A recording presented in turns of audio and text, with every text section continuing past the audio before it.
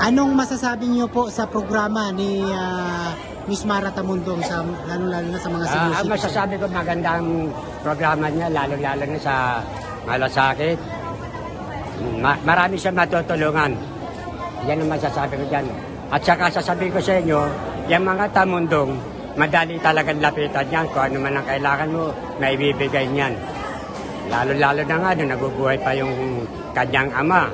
Pero pagka lalapit ka at kailangan mo ng tulong, hindi kayo pahihindihan ng mga Tamundong. Yan ang masasabi ko. Dahil mababait yan, madali lapitan talaga. Sir, sa palagay niyo ba itong programa talagang tatangkiligan mo sa senior citizen? Sa ngayon ko pala nakikita mga programa niyan. Dahil ako, busy rin ako sa barangayan. Nanunungkulan ako sa barangay. Nung araw, XO ko ng barangay 80, ito barangay namin. Ngayon, ginawa ulit ako ng bagong chairman namin. Ginawa akong desk officer. Sa palagay niyo ba napapanood na para aksyonan na itong ganitong klaseng programa para po sa ating mga senior dapat, citizen? panahon na nga, dapat na. Ano niyo po nasabi yun, sir? Dapat yan. Dahil nung mabalitaan ko na nag-ano si Mara, sa ngayon pala kinakampanya ko na siya. Mula na mabalitaan ko yan. Sinasabi ko sa kanya, matulungin yan, madaling lapitan, kung ano man ang kailangan ninyo. Pwede kayong lumapit sa akin, pupunta tayo sa lugar nila, doon sa may Asuncion, pupunta tayo. Matutulungan kayo kung ano kailangan ninyo. Yun yung sinasabi ko sa kanya. Sir, mensahe nyo sa mga senior citizen na hindi pa nakapag-online registration? Ngayon pa lang, hindi ko pa masyado alam ang rehistruhan niya. Ngayon pa lang naalaman yan. Kaya bilang tulong ko naman, ako na nga nanawagan sa mga senyor, nanyaya ako sila pumunta rito para makinig nga, para magparehistro sila sa online registration. Tay, ano po masasabi ninyo bilang kabalikat si Miss Mara Tamundong ni PBBM? At, pakiulit?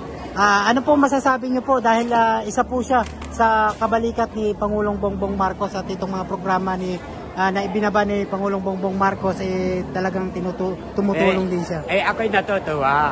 Natutuwa ako kasama siya ngayon ni PBBM na naging kabalikat siya, magkatulog sila sa ngayon sa malasakit. Natutuwa ako dyan dahil sa bagay na yan, marami siya matutulungan. Alam ko marami nangangailangan ng tulong nila. Yan.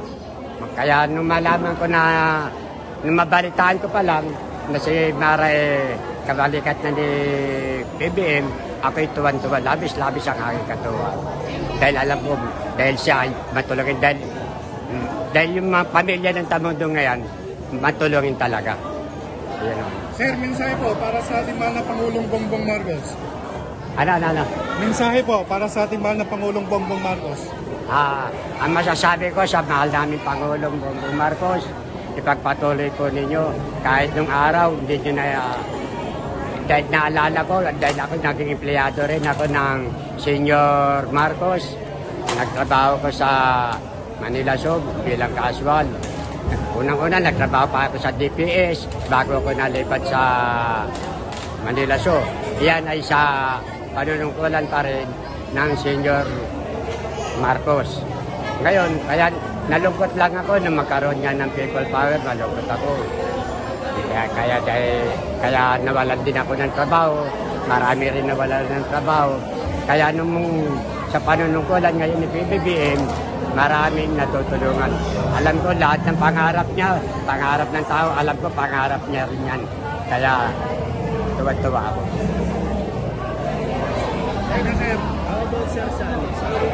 Alam mo rin PBBM.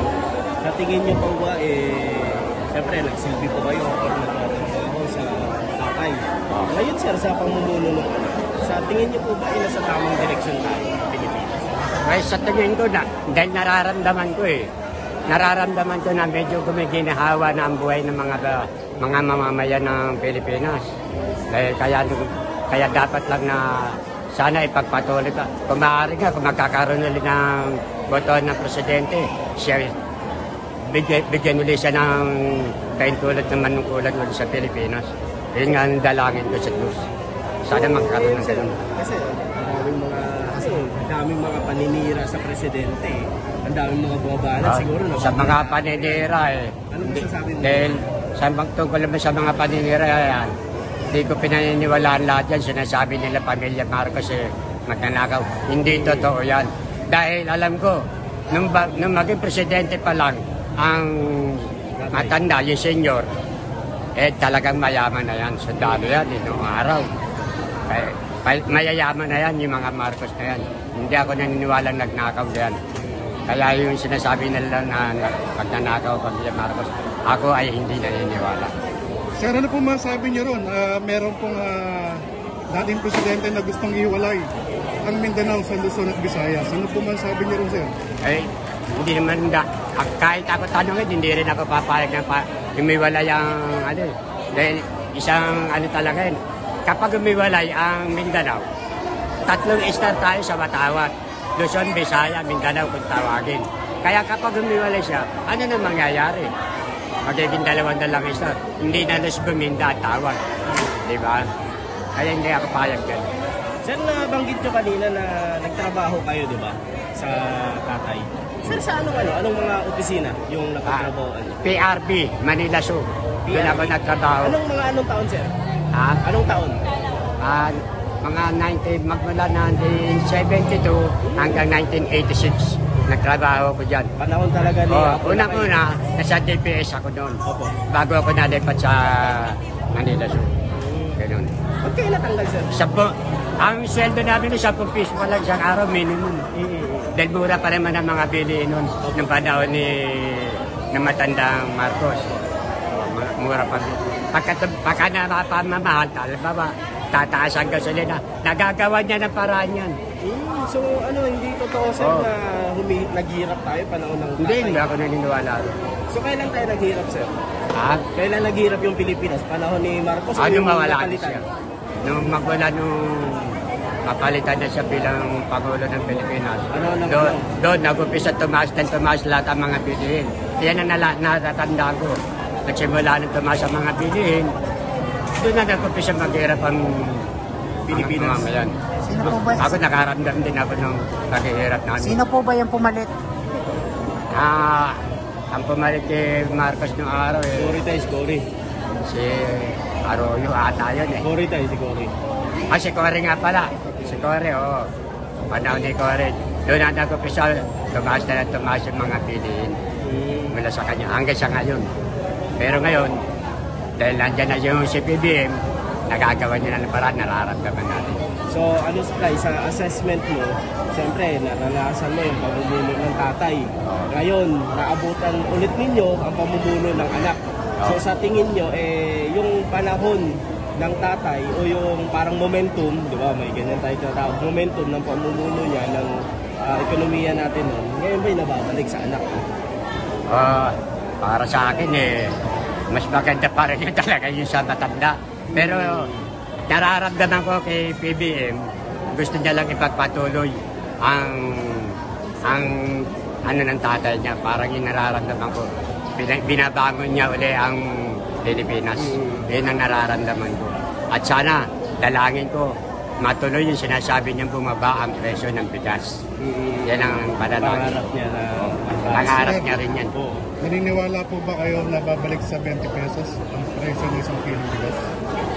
Pero mahirap paniwalaan. Dahil sa ngayon, napakamahal talaga. Ang mga magsasaka natin, nahirapan na rin eh. Pag ginawang 20, kawawa rin naman yung mga magsasaka. Hindi kumikita. Kaya kailangan, kung ano lang nararapat, palagay ko magagawa ng paraan ni PBM. Kung hindi man mapunta sa 20 pesos, at least At least 40 or 50. Mas mababa pa. Ganun, 45. Diba? Sana nga bumaba pa.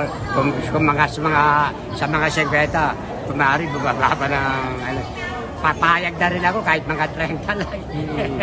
Tay, ano kayo? Loyalista kayo? Ha? Loyalista po talaga kayo? Ay, loyalist kami.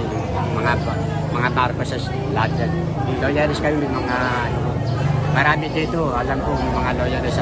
Katulad nung lang nandyan, isang kamagana ko yung kausap kanina ni Mara. Yun, balituin niya yun. Loyalist din yan. Sir, pabor po ba kayo na buksan muli yung Bataan Nuclear Power Plant?